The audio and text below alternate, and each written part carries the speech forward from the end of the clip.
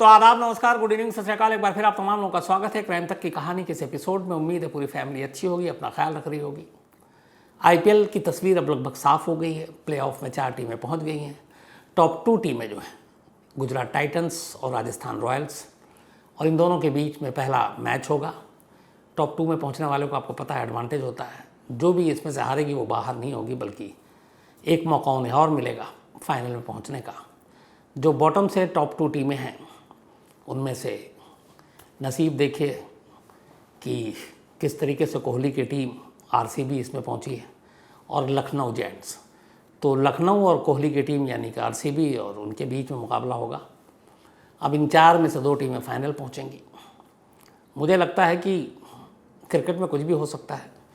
RCB को जो मौका मिला, जिस तरीके से फाफ इसके कैप्टन फॉर्म में है, कोहली भी वापस फॉर्म में आए, तो इस एक मौके के बलबूते पे अगर आरसीबी आईपीएल जीत जाए तो कोई हैरान होने की बात नहीं है। चारों टीमें अच्छी हैं, बट अगर मुझसे मेरी राय पूछें फेवरेट टीम इस वक्त कौन है, तो मुझे लगता है कि राजस्थान रॉयल एक बहुत ही बैलेंस्ड और अच्छी टीम है। अब क्या होता है, क्योंकि 2020 है, पता नहीं, लेकिन अब इंटरेस्टिंग है मैच। आखिरी के 4 टीमों में जो मुकाबला होगा। अब आज की कहानी शुरू करूं उससे पहले एक बार फिर आपको बता दूं कि कुकू एफएम पर भी ऐसी कहानियां आती हैं। तो कुकू एफएम ऐप पे भी आप कहानियां सुन सकते हैं अपने मनपसंद की, चाहे वो क्राइम की हो, पॉलिटिक्स की हो, रहस्य हो, रोमांच हो, मिस्ट्री हो, बायोग्राफी हो, ऑडियो बायोग्राफी हो। क्राइम तक फैमिली के लिए डिस्क्रिप्शन लिंक, आप उसको देखें, और क्राइम 50 क्राइम तक फैमिली के लिए ख़ास तौर पर। तो कुकू एफएम पर भी आप अपनी कहानियों के शौक़ को पूरा कर सकते हैं। अब आज की कहानी के ऊपर आते हैं और सीधे कहानी शुरू करते हैं। 22 दिसंबर 1978, बात रूस की है। रूस के एक शहर रोस्तोव की है। एक 9 साल की बच्ची, उसकी लाश मिलती है। बच्ची घर से बाहर निकली थी, लाश एक नदी के किनारे मिली। अब पुलिस को खबर मिलती है, पुलिस जाती है, लाश को उठाती है, देखती है। पहली नज़र में ही पता चल जाता है कि उस बच्ची के साथ रेप हुआ है, और बड़ी बेदर्दी से उसे चाकुओं से गोद कर मारा गया। पुलिस इसकी तफ्तीश करती रहती है, लेकिन बल्कि कुछ दिनों बाद ही फिर एक दूसरी लाश मिलती है, एक और लड़की की। और ये लड़की जो है, इसकी लाश भी नदी के किनारे मिलती है। पास में एक बैग मिलता है। लड़की की उम्र 13 साल थी। लेकिन इन दोनों लाशों की जो बरामदगी थी, दूरी काफ़ी थी, लेकिन जिस तरीके से लाश मिली, जिस तरीके से उनके ऊपर ज़ख्मों के निशान थे, वो पुलिस को हैरान कर रहे थे। दोनों में सिमिलरिटी थी, और दोनों ही केस में लड़की की जो ब्रेस्ट थे उसको काट लिया गया था। अब पुलिस को लगा कि ये कौन सनकी है जो ऐसा काम कर सकता है। इसी दौरान में कुछ वक्त बीता और एक और लड़की की लाश मिली, उसके साथ भी सेम ऐसे ही। अब पुलिस परेशान कि ये क्या मामला है, तफ्तीश जारी थी। इसी दौरान ने पुलिस को एक जानकारी मिली कि इन 3 बच्चियों में से एक बच्ची के साथ उसने एक शख्स को देखा था, जो उसके साथ बड़ी दोस्ताना व्यवहार कर रहा था, और उसको लेकर अपने साथ गया। और फिर बाद में उस बच्ची की लाश मिली। उस बंदे का नाम था अलेक्जेंडर कराचेनोको। जब पुलिस को पता चला कि ये अलेक्जेंडर है, तो पुलिस ने फिर उसकी हिस्ट्री खंगाली। पता चला कि ऑलरेडी रेप के मामले में पहले जेल जा चुका है, और उसी इलाके का था जहाँ से लाशें मिल रही थी। पुलिस ने उसे उठाया, उसके बाद उसे टॉर्चर किया। उसके बाद पुलिस ने बयान दिया कि उसने अपना जुर्म कबूल कर लिया, इन लड़कियों के कत्ल के पीछे उसी का हाथ है। और इसके बाद ट्रायल हुआ, और ट्रायल के बाद उसे गुनहगार ठहराया गया। और 1982 में फायरिंग स्क्वाड ने अलेक्जेंडर को गोली मारकर सजाए मौत की जो तामील थी वो पूरी कर दी, क्योंकि उसे डेथ पेनल्टी मिला था। तो 78 में बच्चियों के कत्लेआम का सिलसिला शुरू हुआ, और 4 साल के अंदर ही वहाँ रशियन पुलिस ने अलेक्जेंडर को उन बच्चियों का कातिल करार देकर अदालत से सज़ा भी दिलवा दी। उसे सर के पिछले हिस्से में गोली फायरिंग स्क्वाड ने मारी, और उसकी मौत हो गई। अब लगा चलो केस ख़त्म, सुलझ गया सब कुछ, लेकिन ऐसा था नहीं। इसके बाद अगले 12 सालों तक इसी रोस्तोव शहर में एक के बाद एक लड़कियां, औरतें, इवन बच्चों को मारा गया। और इन 52 के 52 मर्डर्स में जो तरीका था वो एक ही था, हर एक को चाकू से गोदा गया। और सबसे अजीब बात ये थी कि हर कत्ल के बाद जो फीमेल थी, बच्चियाँ थी, औरतें थीं, उनके ब्रेस्ट को काटा गया, जो लड़के थे उनके प्राइवेट पार्ट्स को काटा गया, किसी के ज़ुबान काटे गए, किसी की आंखें निकाली गईं। इस वहशियाना तरीके से रूस में इससे पहले ऐसा कोई कत्लेआम नहीं हुआ। अब पुलिस परेशान हो गई, लोग घबराने लगे। जिस तरीके से, जिस दरिंदगी से मारा जा रहा था, तो रूस के इतिहास में ये पहली बार था। अब ख़ासतौर पर मॉस्को तक ये बात पहुंची, रूस की राजधानी। वहाँ कहा गया कि यहाँ रोस्तोव शहर में लोगों के अंदर ज़बरदस्त दहशत है और कोई एक ऐसा सीरियल किलर है जो इस तरह के कत्लेआम कर रहा है। अब मॉस्को से स्पेशल टीम इन्वेस्टिगेटिव भेजी जाती है कि आप जाओ और इसको हैंडल करो। अब वो स्पेशल टीम आती है, यहाँ पर आने के बाद रोस्तोव में हर एक केस को स्टडी करती है। जब केस को स्टडी करती है हर एक को, तो पता चलता है कि जो ज़्यादातर लाशें मिली हैं वो या तो नदी किनारे मिली हैं, या जंगल में मिली हैं, या रेलवे ट्रैक पे, रेलवे स्टेशन के पास मिली हैं, या फिर बस स्टॉप पे। लेकिन इनमें से भी जब शॉर्टलिस्ट किया गया तो पता चला सबसे ज़्यादा जो लाशें मिली हैं वो रेलवे ट्रैक के किनारे मिली हैं। तो अंदाज़ा ये लगाया गया कि जो भी कातिल है वो ट्रेन का इस्तेमाल करता है, वारदात को अंजाम देता है और उसी ट्रेन के साथ फिर कहीं गायब हो जाता है। अब ये जानकारी थी, इसके बाद पूरे जासूसों का जाल बिछाया गया रोस्तोव शहर में और कहा गया कि ऐसे शख्स पे नज़र रखो जो ट्रेन से आता जाता हो और ज़रा भी वो डाउटफुल हो, सस्पेक्टेड हो, संदिग्ध हो, तो उसे पकड़ा जाए। अब ये सारी चीज़ें होने लगी। इधर कत्ल का सिलसिला लगातार चल रहा था, लगातार एक के बाद एक लाशें मिलती जा रही थी। जो तफ्तीश हुई तो पता चला कि जितने भी अब तक कत्ल हुए थे उनमें जो एज था 8 साल से लेकर 44 साल, 8 to 44 ईयर्स की बच्चियाँ, बच्चे, औरतें, और इन सभी बॉडी के जब सारी चीज़ें देखी गई तो पता चला कि जितने भी कत्ल हुए उनमें फ़ीमेल के ब्रेस्ट काटे गए, जो लड़के थे, बच्चे थे, उनके प्राइवेट पार्ट्स काटे गए, आंखें निकाल ली गईं, ज़ुबान काट दी गई, यूट्रस निकाल दिया। तो इस तरीके से ऐसा कत्ल इससे पहले कभी सुना ही नहीं था वहाँ के लोगों ने, और यही वजह है कि इन सब चीज़ों की वजह से ज़्यादा दहशत फैल गई। अब सारी मॉस्को की स्पेशल टीम आ गई, जांच जारी है। हर रेलवे स्टेशन, बस स्टेशन पर सादी वर्दियों में पुलिस वालों को तैनात कर दिया गया कि कोई भी संदिग्ध दिखे उसे पकड़ो और लाओ। इसी तलाशी के दौरान पुलिस के हाथ एक शख्स लगता है। वो शख्स पे नज़र इसलिए गई कि रेलवे स्टेशन से उतरा और एक लड़की के साथ साथ वो चल रहा है, और वो ऐसा लगा था कि लड़की से अनजान है, लेकिन वो उससे बात करने की कोशिश कर रहा है। पुलिस को उसको हुलिया भी कुछ ऐसे ही लगा। सादी वर्दी में पुलिस गई, उसे रोका, उसके बाद उससे पूछताछ की। उसके पास एक ब्रीफकेस था, ब्रीफकेस में एक चाकू था, एक रस्सी थी। लेकिन जब उससे सारी पूछताछ की तो उसने बोला कि बस मैं यहाँ रहता हूँ, ये है। और पुलिस ने भी जिस अफसर ने पूछा था उसे छोड़ दिया, नाम पता लेकर। तलाश जारी है, इधर कत्लेआम का सिलसिला भी जारी है, पर कातिल मिल नहीं रहा है। अब रोस्तोव की पुलिस ने कहा कि इस कातिल तक पहुंचने के लिए हमारी अपनी इन्वेस्टिगेशन तो ठीक है, किसी साइकेट्रिस्ट से बात करी जानी चाहिए, किसी मनोवैज्ञानिक से, मनोचिकित्सक से, जो इस कातिल के जहन में और दिमाग में क्या चल रहा है वो हम बता सके, उस पर रोशनी डाल सके। क्योंकि जिस तरीके से वो कत्ल कर रहा है वो अजीब सा है। प्राइवेट पार्ट्स काटना, ब्रेस्ट काटना, यूट्रस निकालना, आंखें निकालना, जीभ काटनी, तो ये है क्या? तो इसके लिए उन्होंने उस वक्त के एक बड़े फेमस अलेक्जेंडर बुखानोवस्की, एक ये साइंटिस्ट थे, बल्कि जो साइकेट्रिस्ट थे, इनके पास पुलिस गई, सारी चीज़ें बताई, सारे केस स्टडी, उन्होंने उसके ऊपर पूरा रिसर्च किया और आखिर में अपनी एक रिपोर्ट दी पुलिस को। उन्होंने कहा ये जो भी कातिल है इसकी उम्र 45 से 50 साल के दरमियान है, इसका बचपन कभी अच्छे से नहीं गुजरा, फैमिली प्रॉब्लम रही, और दूसरा ये शायद सेक्सुअली इम्पोर्टेंट है, नपुंसक जिसे हम कहते हैं, और इन्हीं चीज़ों ने मिलाकर इसे कातिल बना दिया है, एक सीरियल किलर। अब ये सारी चीज़ें 45 से 50 साल, ये सारी चीज़ें तो बता दी, हुलिया वो नहीं बता पाए, लेकिन बेसिक एक चीज़ पता चली कि एक शख्स है जो शायद इम्पोर्टेंट है, बचपन ठीक से गुजरा नहीं, 45 से 50 साल की उम्र है, तो चलो उसे ही ढूंढते हैं।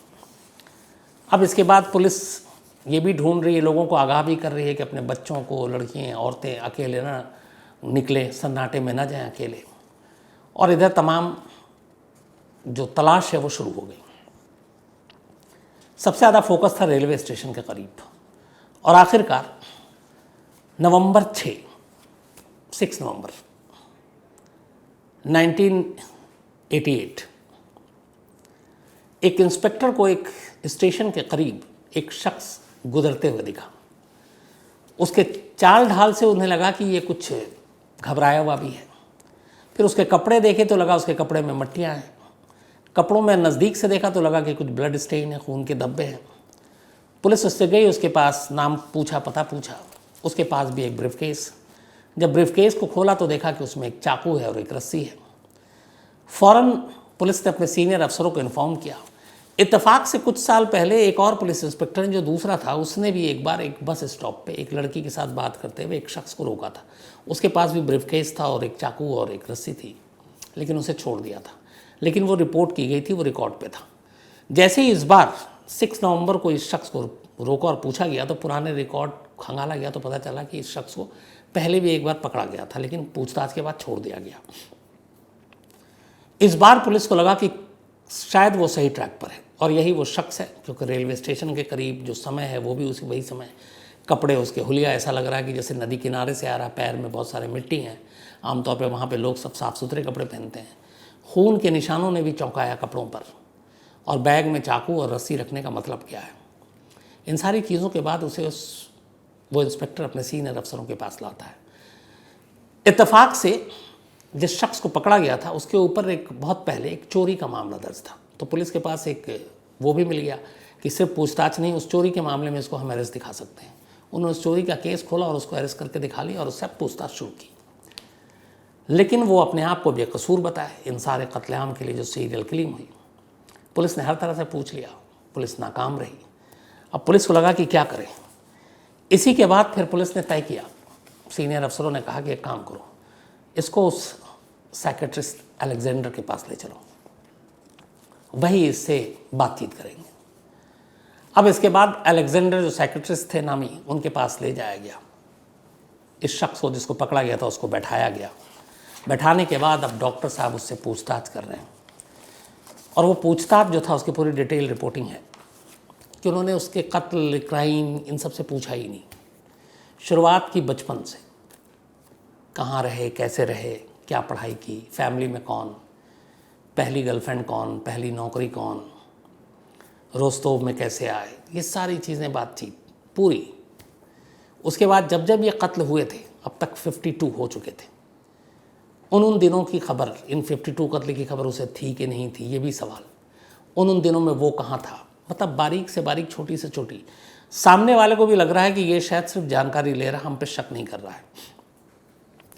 ये सारी पूछताछ चलती रही, कई घंटे बीते और अचानक डॉक्टर की पूछताछ, सवाल जवाब के दरमियान वो शख्स अचानक खड़ा होता और कहता है कि मैं ही सीरियल किलर हूँ, मैंने ही ये सारे कत्ल किए, मैंने ही एक एक कर अपने शिकार को चुना है।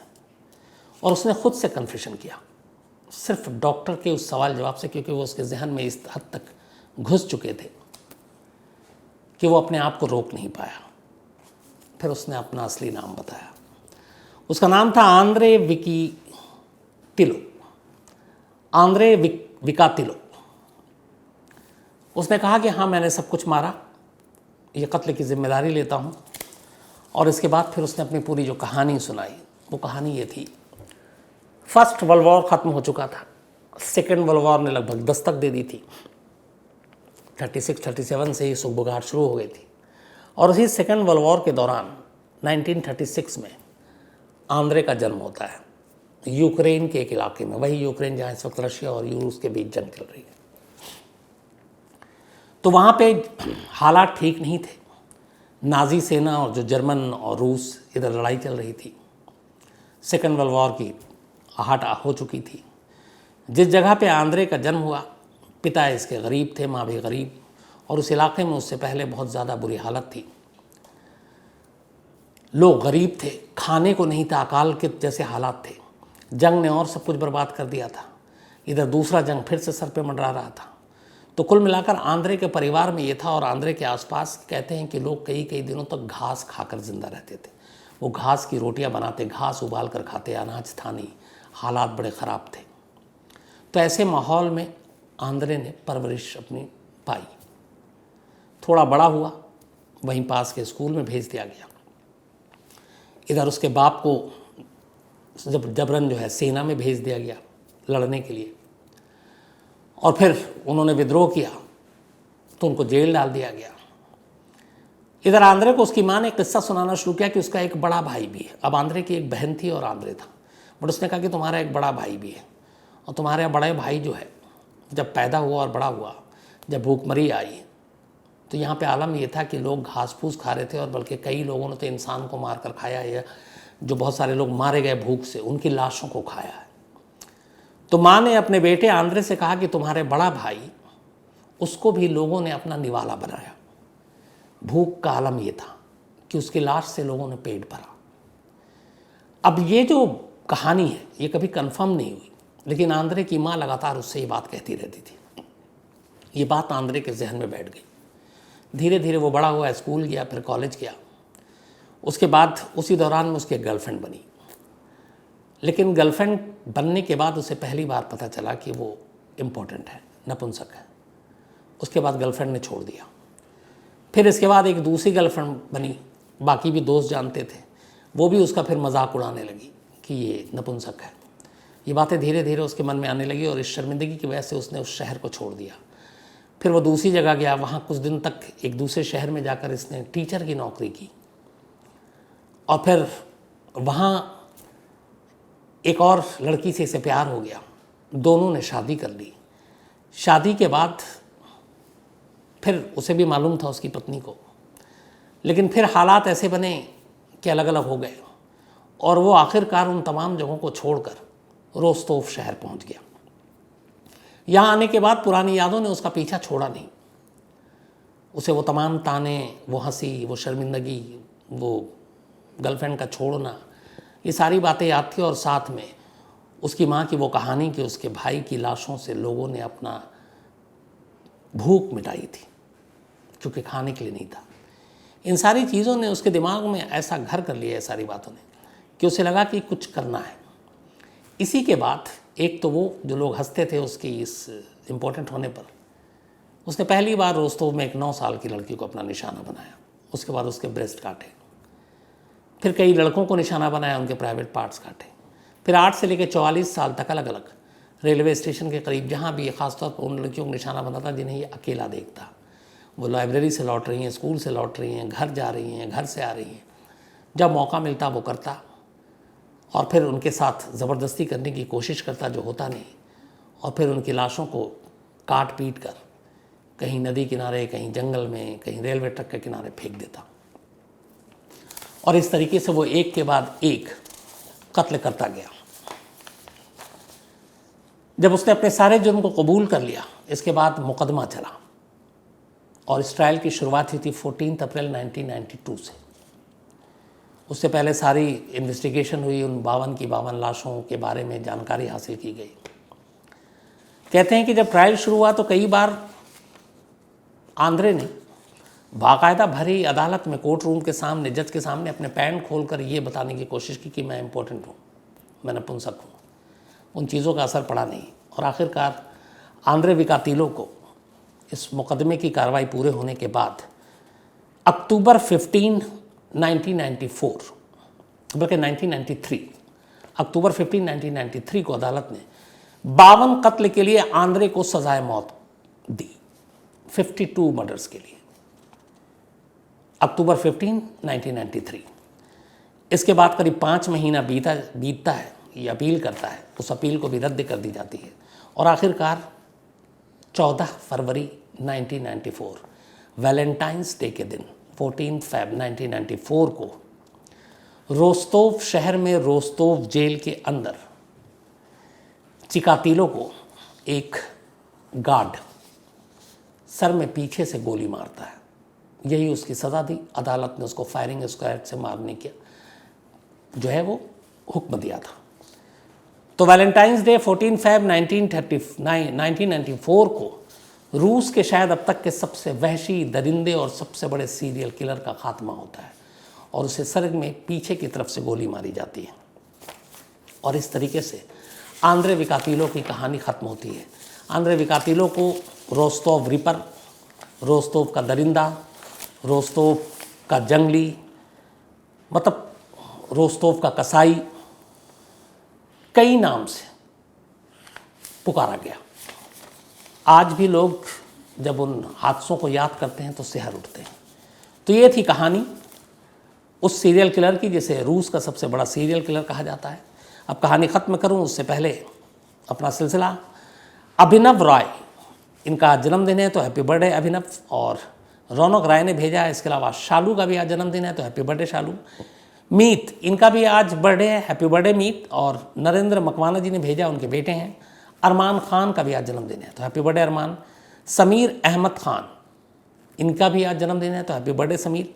और ये हैदराबाद के हैं लेकिन आजकल दिल्ली में, और इनकी 22 मई को थी। सैटरडे की कहानी रिकॉर्डेड थी इसलिए मैं बहुत सारे लोगों को सैटरडे को बल्कि किसी को विश ही नहीं कर पाया, तो उसके लिए माफ़ी। राजेश, इनका भी जन्मदिन है तो हैप्पी बर्थडे राजेश। और गौतम सेनापति ने भेजा, इनके दोस्त हैं। इसके अलावा नीरज कुशवाहा जी का भी जन्मदिन है तो हैप्पी बर्थडे नीरज। और मयूर मदन ने भेजा, उनके भाई हैं। विश्वनाथ पाटिल जी, इनका भी जन्मदिन है तो हैप्पी बर्थडे विश्वनाथ पाटिल जी, बल्कि 21 मई को था। और सुदेश पाटिल जी ने भेजा है सीटेल यूएसए से, तो belated happy birthday. Rinki Singh का भी जन्मदिन है तो रिंकी सिंह जी हैप्पी बर्थडे। और रंजीत जी ने भेजा, इनकी पत्नी है, 21 मई को इनका भी जन्मदिन था। स्वीटी का भी जन्मदिन है तो हैप्पी बर्थडे स्वीटी। और सुरेश बरदाली ने भेजा है, 21 मई को इनका भी था। इसके अलावा कुश बोदर, इनका भी जन्मदिन है तो हैप्पी बर्थडे कुश। और संदीप बोदर जी और दया बोदर जी माँ बाप हैं, उन्होंने भेजा है। इसके अलावा विट्ठल प्रभाकर देसाई जी का भी जन्मदिन है तो हैप्पी बर्थडे विट्ठल साहब, और ये कर्नाटक से हैं। इसके अलावा जिनल और मनहर पटेल सूरत से, इनकी एनिवर्सरी, तो आप दोनों को बहुत बहुत बधाई। प्रमार करण नागाजन भाई, इन्होंने एक सवाल पूछा कि दूसरे देश से बॉडी अगर लाई जाती है तो कैसे लाई जाती है और किस में लाई जाती है। तो उसके लिए कुछ फॉर्मेलिटीज़ होती हैं।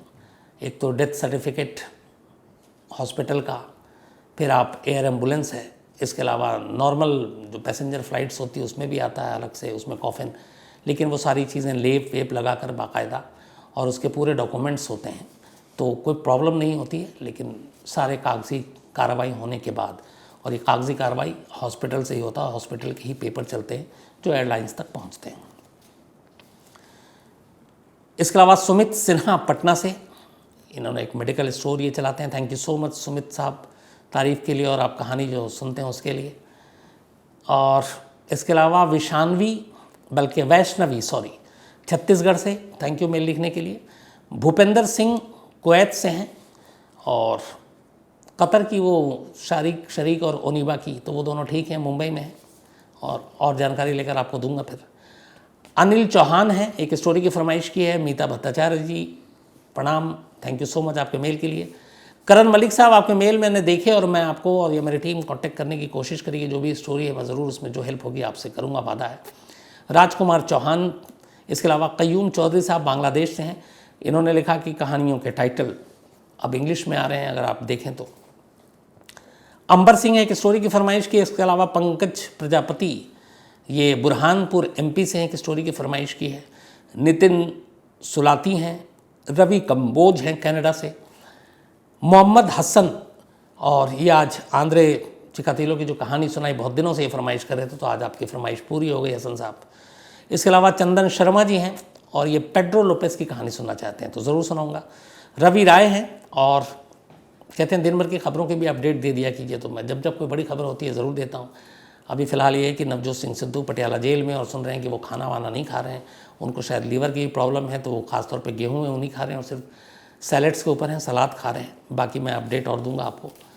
अमित सेंगर हैं, इनको बेटी हुई, बहुत बहुत बधाई अमित साहब आपको। इसके अलावा रचना गुप्ता जी ने एक मेल लिखा और इन्होंने पूछा है कि मैं इतनी सारी क्राइम की कहानियाँ सुनाता हूँ, तो सपनों में भी क्राइम और क्रिमिनल्स ही आते होंगे, तो आप तंग नहीं होते हैं? तो रचना जी, अब आदत सी हो गई है, ज़माना अरसा हो गया, तो अब रच बस गया हूँ इस क्राइम रिपोर्टिंग में। और इन्होंने दूसरा पूछा था कि रचना का मतलब उर्दू में क्या होता है। तो रचना का मतलब उर्दू में एक तो तरकीब, मोहब्बत, प्यार, फितरत, ये उर्दू के सारे मायने हैं। तो खूबसूरत नाम है आपका और उसके मतलब भी। इसके अलावा रंजन सिंह है मेलबर्न से, एक स्टोरी की फरमाइश की है। देवेश सक्सेना जी ने भी एक स्टोरी की फरमाइश की है।